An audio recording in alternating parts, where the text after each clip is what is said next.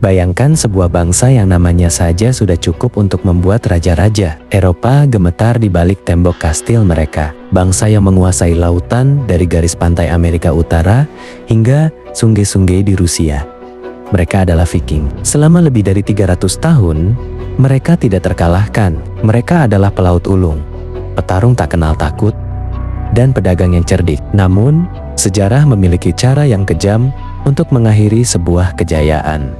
Hari ini, kita tidak lagi melihat kapel-kapel panjang longship muncul dari balik kabut. Kita tidak lagi mendengar teriakan SK, LL di aula-aula besar. Bangsa yang pernah menguasai dunia ini lenyap, bukan karena satu ledakan besar, melainkan karena serangkaian pilihan salah, perubahan iklim yang mematikan, dan hilangnya jati diri. Bagaimana mungkin bangsa sekuat ini bisa musnah? Mari kita bedah misteri hilangnya para penguasa utara ini.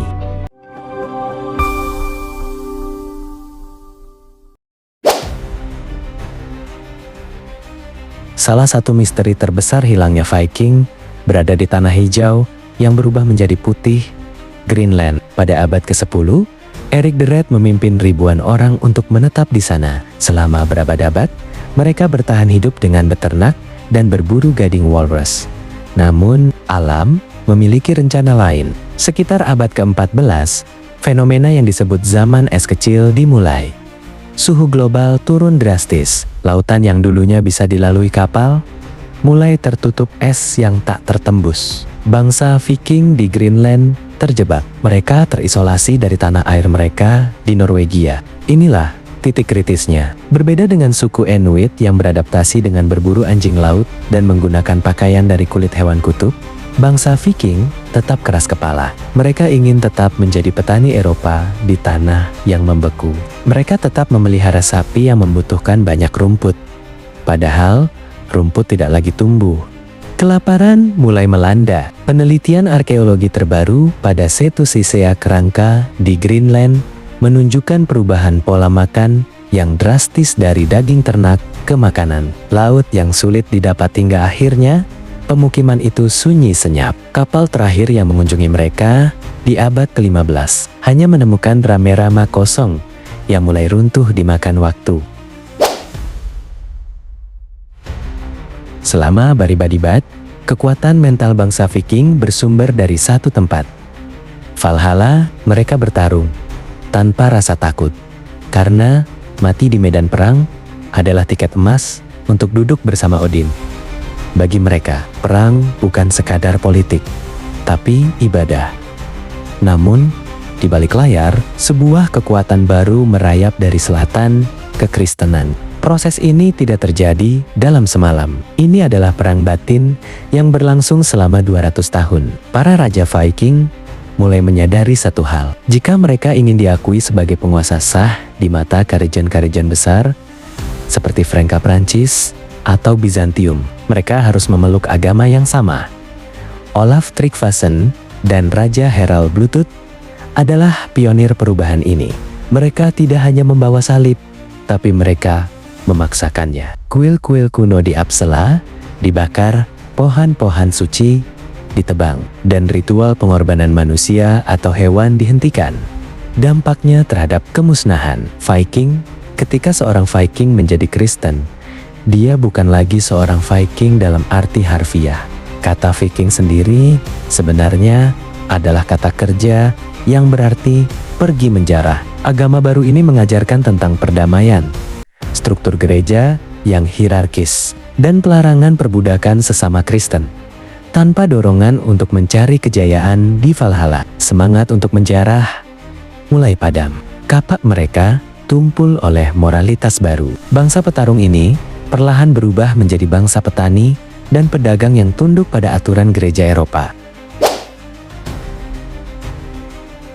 Inilah ironi terbesar dalam sejarah. Bangsa Viking tidak selalu kalah perang. Seringkali mereka menang begitu telat, hingga mereka memutuskan untuk menetap di tanah musuh. Dan disitulah identitas mereka tertelan. Mari kita lihat contoh di Normandia. Prancis, Raja Prancis yang lelah dengan serangan Viking, memberikan tanah kepada pemimpin Viking bernama Rollo. Syaratnya sederhana. Rollo harus melindungi Prancis dari Viking lainnya. Dalam 2 generasi, keturunan Rollo tidak lagi berbicara bahasa Nordik kuno. Mereka berbicara bahasa Prancis, berpakaian seperti bangsawan Prancis, dan membangun katedral. Mereka menjadi orang Normandia. Hal yang sama terjadi di Rusia. Para pejuang Swedia, yang dikenal sebagai Ruth, berlayar menyusuri sungai-sungai besar. Mereka mendirikan dinasti di Kiev. Namun, mereka tidak membuat Rusia menjadi Skandinavia kecil. Sebaliknya, mereka menikah dengan penduduk Slavia setempat, memeluk agama Ortodoks, dan dalam sekejap, identitas Viking mereka lebur menjadi identitas bangsa Rusia yang kita kenal sekarang. Viking tidak punah karena dibantai. Mereka punah karena mereka berhenti menjadi Viking dan memilih menjadi orang Prancis, Inggris, Irlandia, dan Rusia. Setiap cerita besar membutuhkan bab penutup. Dan bagi zaman Viking, bab itu ditulis dengan darah di sebuah jembatan di Inggris pada tahun 1066. Tokoh utamanya adalah Harald Hardrada yang dijuluki sebagai Viking terakhir. Dia adalah prototipe pejuang utara yang sempurna. Raksasa, berpengalaman berperang dari Norwegia hingga Konstantinopel, dan haus akan kekuasaan, dia membawa armada besar ke Inggris untuk mengklaim takhta. Namun, zaman telah berubah. Tentara Inggris di bawah Raja Harald Godwinson kini lebih terorganisir di Stamford Bridge. Dalam pertempuran yang brutal, Harald Hardrada tewas dengan panah di tenggorokannya. Kematiannya menandai berakhirnya ambisi Skandinavia untuk menguasai dunia luar melalui pedang. Hanya beberapa minggu kemudian, William sang penakluk yang merupakan keturunan Viking Normandia yang sudah jadi orang Prancis menguasai Inggris. Zaman Viking secara resmi berakhir, bukan karena mereka lemah, tapi karena sistem feodal Eropa telah menjadi terlalu kuat dan terorganisir untuk dihadapi oleh pola penjarahan tradisional. Untuk memahami mengapa Viking bisa mendominasi, kita tidak boleh hanya melihat keberanian mereka. Kita harus melihat teknologi mereka. Jika hari ini kita memiliki pesawat siluman, 1000 tahun yang lalu, dunia memiliki longship. Bayangkan, sebuah kapal yang tidak memiliki lunas dalam sehingga bisa berlayar di samudera terbuka yang ganas. Namun, juga cukup dangkal untuk masuk ke sanggei-sanggei kecil yang lebarnya hanya beberapa meter. Ini adalah kunci sukses mereka. Mereka bisa muncul di tengah kota yang jauh dari laut, menyerang sebelum lonceng peringatan berbunyi, dan menghilang kembali ke cakrawala sebelum kavaleri musuh tiba. Kapal Viking dibangun dengan teknik klinker. Alih-alih menyatukan papan kayu secara sejajar, mereka menumpuknya seperti sirip ikan. Hasilnya, kapal itu fleksibel. Saat dihantam ombak besar Atlantik, kapal ini tidak pecah. Ia meliuk mengikuti arus air. Inilah mahakarya teknik yang melampaui zamannya.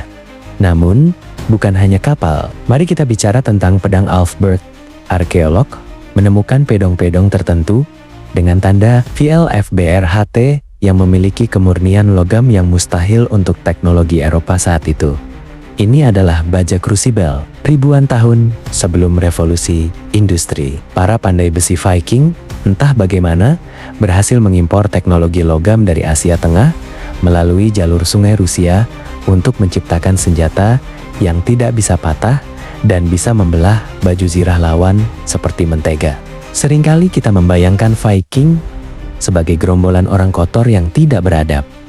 Sejarah berkata lain, mereka sebenarnya adalah orang-orang yang sangat teratur di saat sebagian besar Eropa hidup di bawah tirani absolut. Viking memiliki the thing, bukan benda, melainkan sebuah majelis rakyat.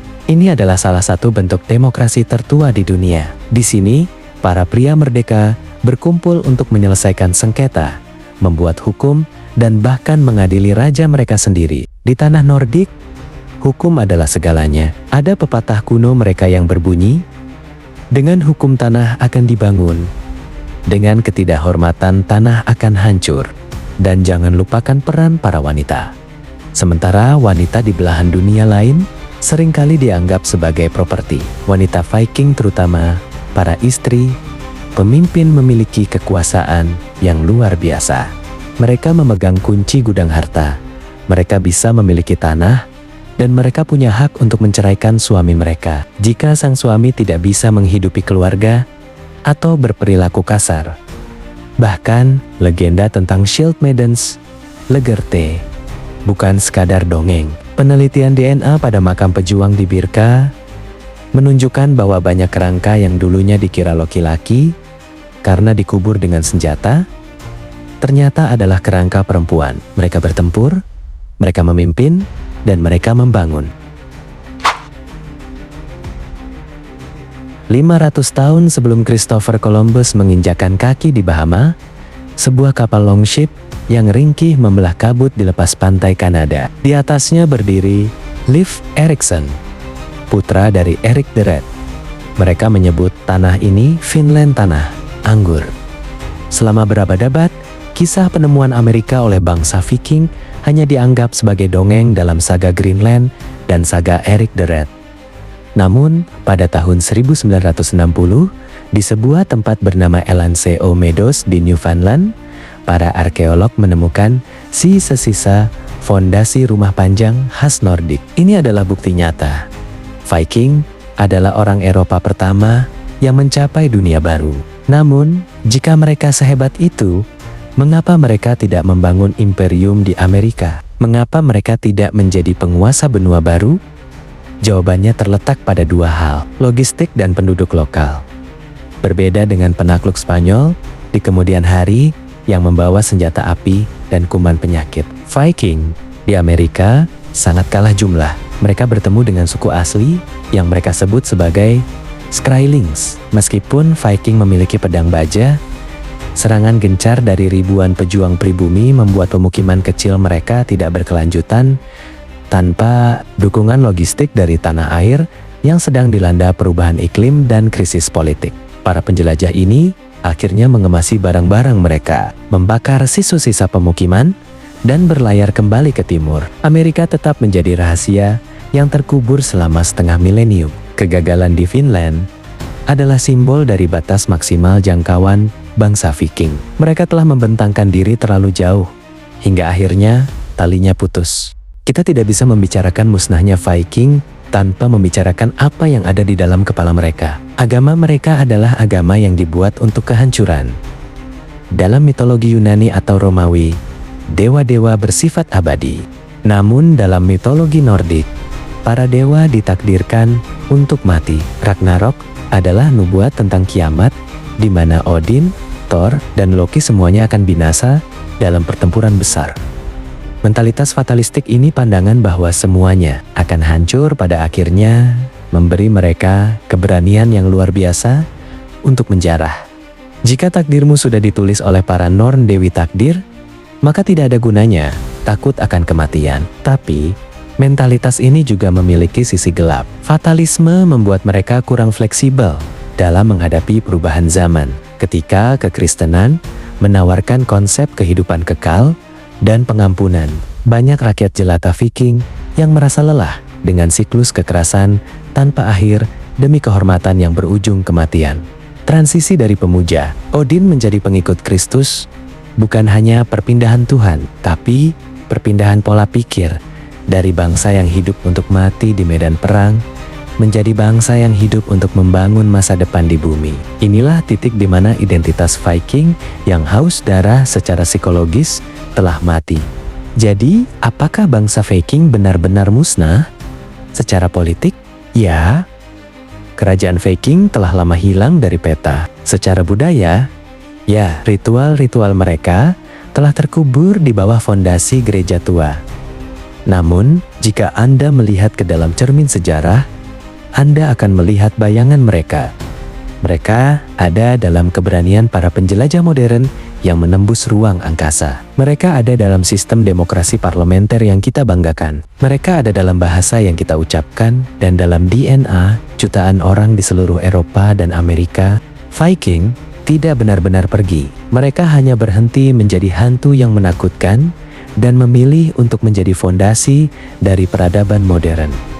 nama mereka akan selalu diingat. Bukan hanya karena kekejaman mereka, tapi karena keberanian mereka untuk berlayar menuju cakrawala yang tak dikenal, menantang badai yang tak terukur, dan membuktikan bahwa bagi manusia yang punya tekad, laut bukanlah penghalang, melainkan jalan menuju keabadian. Sejarah mereka telah selesai ditulis, namun semangat itu masih berbisik di setiap deburan ombak utara.